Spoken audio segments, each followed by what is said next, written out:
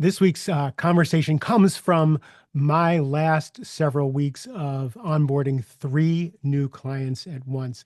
That's not something I recommend, onboarding three new clients all at the same time, because one of the pieces of my onboarding process is doing a 360 interview with the folks at work with my client. So I interview their bosses, I interview their peers, I interview people who are on their team, I interview anybody they interact with in the organization, so I can get a 360-degree view of who they are, how they interact, how the world reflects back to them who they are. And that way we can come up with coaching objectives of what behaviors we want to shift, what tools we need to offer up, what awarenesses we need to have, and we can make those shifts over the 6-month engagement. So I onboarded three people and did the 360s all at once. It was a busy schedule, but all three of these people were the same enneagram type. They were the same driver driven, success oriented, goal oriented people. Basically the bull in the china closet, and which happens to be my specialty. And the reflections back were, for all three of them, were, Mark, can you get them to read the room? They don't generally they generally move ahead with their agenda without seeing what's happening around them. So they're not aware of people's interests, people's objections, et cetera, and so forth. And that's what has made them successful to date.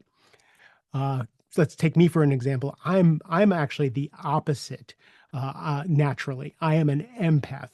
I feel people. So if I'm in a room full of people, I feel other people's emotions. I see their micro expressions on their face. I can tell how people are breathing, and I adjust myself to that. That's how I kept myself safe as a child. So that's how I understand the world. Now I've worked through that and have learned a completely different way of being. But when you're buffeted about by other people's energy and attention and their agendas, you lose track of your agenda. So we want to talk about being an influencer or being influenced. We want so when we talk about these driver people, the other feedback that I got from all three of them is how so and so is when they walk in the meeting is how the meeting's going to go. Their energy is so big when they walk into the meeting. If they're in a good mood, the meeting's going to be great. If they're not in a good mood, the meeting's going to be terrible. How they are is how the meeting is. So that's being an influencer. Question is, how do we apply that to us? Most of us are somewhere in the middle. All three of these people were kind of off the charts on that side. I started out life off the charts on the other side, being influenced. But for the rest of us who are all in the middle, we have a choice every day of how we interact with people who disagree with us, how we interact with being blindsided in a situation, how we interact with people being bored or people being uninterested or people being a little confrontational. Like, how do you react when the room is not going the way you want it to go? How do you interact when someone contradicts you publicly? So how you are is how you're going to influence in the meeting.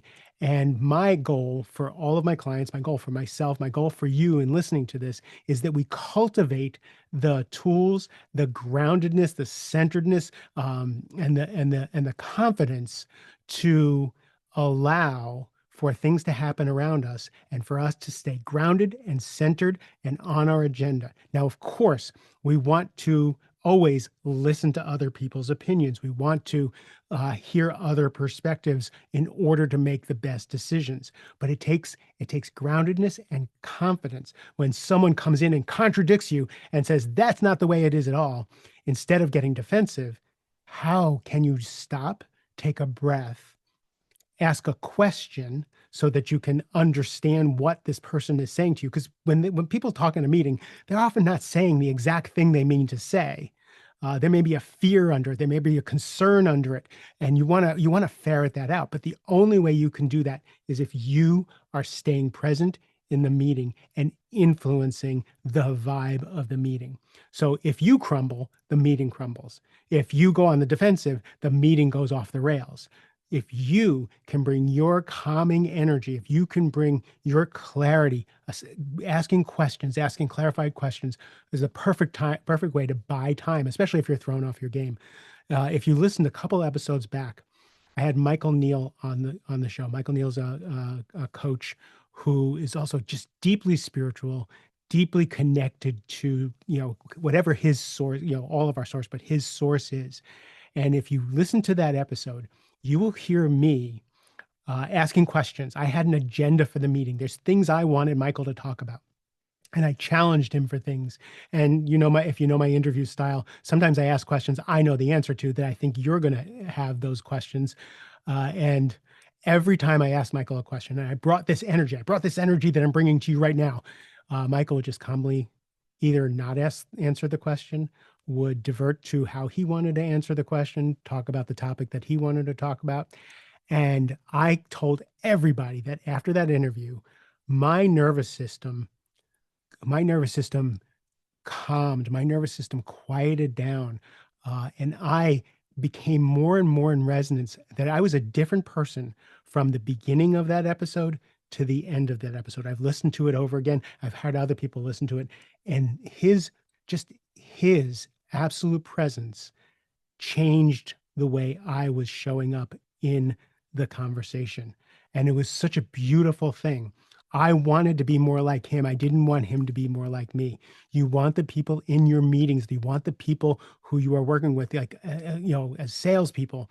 Like when I was in sales, I always wanted to bring this confidence and this forward moving energy into a meeting, and I had to drive the meeting in order to get it to where I wanted to go. If there was a strong personality in the meeting and I couldn't handle the strong personality, it would get derailed. So I would get influenced. My outcome would be influenced rather than me influencing. So all this is, the practices that I talk about all the time. You need to practice breathing. You need to practice being contemplative and quiet so that you have a homing device, but also you need to practice screwing it up. You need to, you need to be in a meeting and have someone contradict you and crumble. And then after a while, you start to notice it. You learn to breathe through it. I am scared every time I walk on stage. I'm scared every time I interview someone on this podcast. I wish I wasn't. I've done 700 podcasts. I've been on stages hundreds and hundreds of times. I get that fear. But what I've learned is I can breathe through that fear. My body can be doing whatever it wants to do, and I can breathe to the point where nobody really knows that I'm nervous. So, again, you can't control what's going to happen in your body, but you can get used to it and you can be that presence. So you can be an influencer rather than being influenced. Hope this helps. I love you a ton. Have a great rest of the day.